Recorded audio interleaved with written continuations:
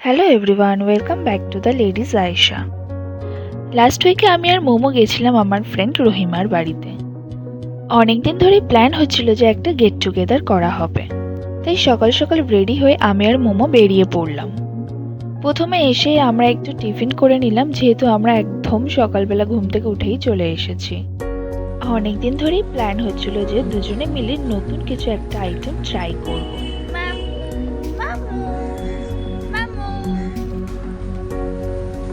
আমরা ঠিক করেছিলাম যে ও আর আমি কখনোই যেহেতু বিরিয়ানি বানাইনি, তাই আজকে আমরা বিরিয়ানি বানাবো। রহিমা তাই সকাল সকালই কিন্তু সমস্ত বাজারঘাট করে রেখেছিল। আর বিরিয়ানির রেসিপি তো আলাদা করে কিছু বলার নেই, ইউটিউব খুললেই হাজার একটা বিরিয়ানির রেসিপি বেরিয়ে যাবে। তো যেরকম বিরিয়ানির চিকেনটা বানাই আমরা সেরকম চিকেনটা বানিয়েছি, তাতে জাস্ট বিরিয়ানির গুঁড়ো মশলাটা গেছে। আর রাইসের মধ্যে ভাতটা বানানোর সময় আমরা বিরিয়ানির ওই গোটা মশলাটা দিয়ে ফুটিয়েছিলাম। তারপর আর কি একটা বড় হাঁড়িতে স্টেপ বাই স্টেপ সবকিছু পরপর সাজিয়ে দেওয়ার পালা।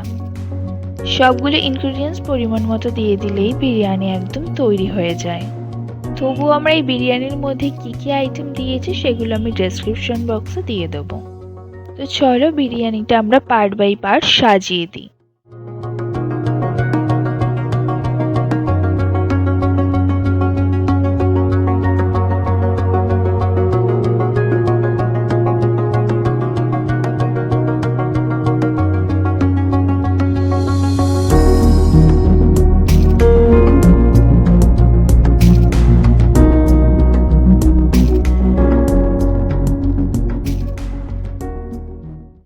এই যে আমাদের বিরিয়ানির হাঁড়ি একদম রেডি। এবারে এটাকে 40 মিনিট উনুনে হালকা আঁচে বসিয়ে রাখলেই কিন্তু আমাদের বিরিয়ানি তৈরি হয়ে যাবে। বিরিয়ানিটা হতে যেহেতু 40 মিনিট টাইম লাগবে, তাই রহিমাকে বললাম যে রোজ যাওয়ার আগে চল ছাদ দিয়ে আর একবার ঘুরে আসি।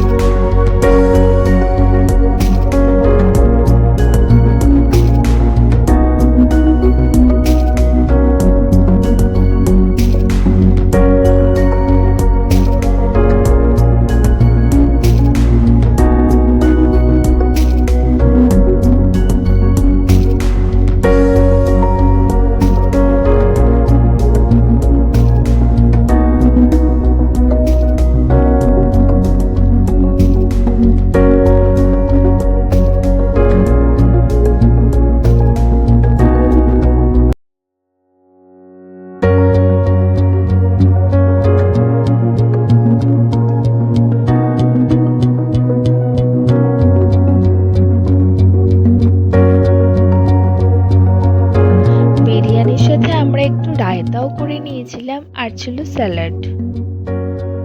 আমরা দুজনেই যেহেতু এখানে ফার্স্ট টাইম করছি, আর এত এক্সাইটমেন্ট ছিল যে আমরা একটা ভুল করে ফেলেছি। চিকেন ছাড়াও রাইসে যে নুন দিতে হতো, আমরা যে নুনটাই দিতে ভুলে গেছিলাম। এই গেল এগ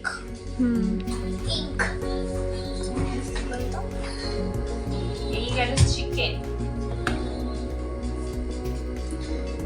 এই গেল বিরিয়ানির আলু, যেটা খুব ইম্পর্টেন্ট, তাই তো। রাইস রাইস পোস্ট কর।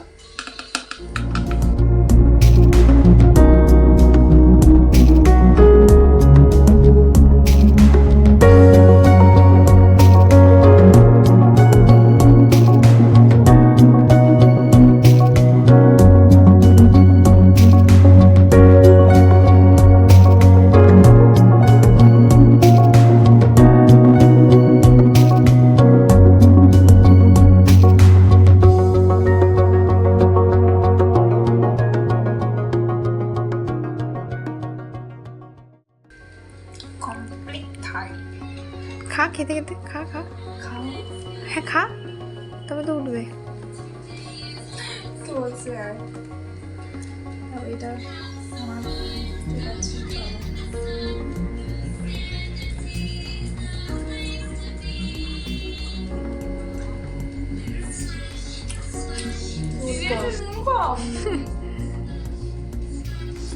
এই নুনও দিতে হতো নাকি রে?